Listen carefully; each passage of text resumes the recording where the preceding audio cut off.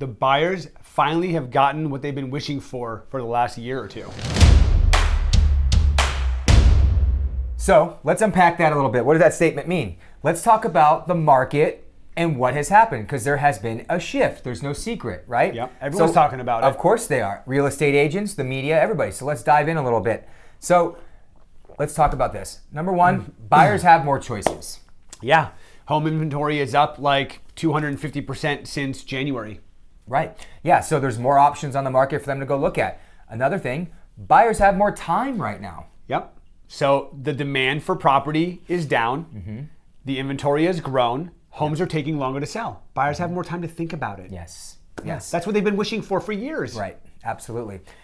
Something else here that's going on, buyers can actually negotiate price and terms. That hasn't been the case for about 99% of the homes that sold in the last couple of years because inventory was so low. Buyers were basically offering 15 to 20% above asking price just to be considered and get a counter offer. Right. Now we are seeing sellers offering buyer concessions, or seller concessions, I should say, to help buyers offset closing costs or even buy down the interest rate. We did not see that at all in the last 2 years. Never. You can negotiate repairs these days. You know, you can ask for credits. That wasn't even something you could think about in the last couple of years. Nope.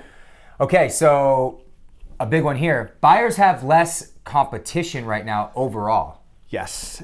So the narrative out there right now is doom and gloom, right? And the average American that watches the news gets fixated on what the news says, and their narrative is it's not a good time to buy. The market is going to crash when there's no real data pointing to that. But so many people have made up their minds and said, hey, I'm out.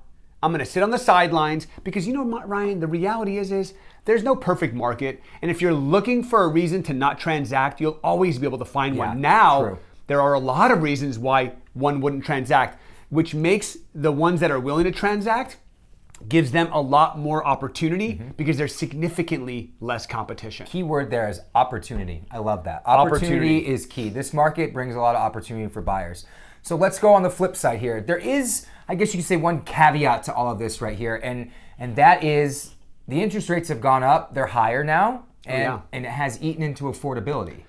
Absolutely, yeah. So let's just all get on the same page here and agree that if the rates were where they were 3, 4, 5 months ago, everything that we just talked about, all those buyer benefits that the buyers have been desperately asking for would not exist. Right. We'd still be dealing with homes selling for significantly above asking price. Right. So the saving grace is that the rates have gone up, affordability has come down, and it's become more expensive to own a property, right? Yeah. So buyers have to ask themselves, you know, the question, can I afford to buy in our current market? So maybe we unpack that a little bit, right? So what are some things that buyers should be considering, right? Like obviously affordability is key, right? And what is that? That's just math. It's simple math, yeah. Talking to a lender, just looking at your financial situation and seeing if you can make it work. And by the way, there are other programs out there that lenders can do. They can think outside the box. It doesn't have to be the same cookie cutter loan that you've always had or your parents have always had. So talk to a lender and find out if you can put something together. I mean, if you're gonna stay in the home long term, are you gonna stay in the home for 3 to 5 or 7 years? Those things all matter and can really, really surprise you and be like, wow, I actually can afford to buy even with higher interest rates. Yeah, I mean, right now I'm in the market to find a new primary residence for myself. And I've been talking to my lender about a 7-year ARM, right? My loan will be fixed for 7 years.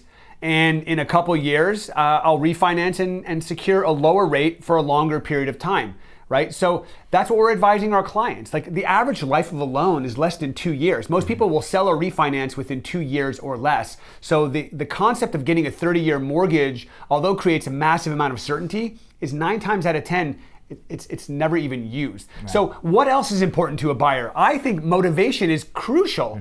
If you don't have to buy, then of course you're gonna fall into the whole trap of it's not a great time to buy.